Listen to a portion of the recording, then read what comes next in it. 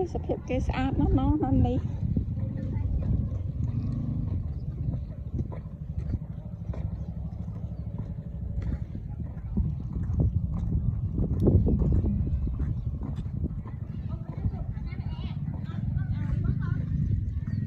ជិះខាងទឹកឡើយ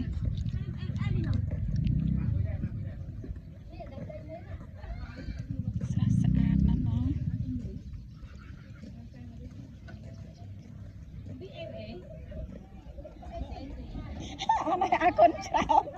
អរគុណច្រើនអ្នកជូនមករកឃើញហើយហ៎អូយមកកាឈូកែស្អាតណាស់ណោះតិចទៀតពេញនឹងទៅពេញអរគុណច្រើនអូន80%ហើយ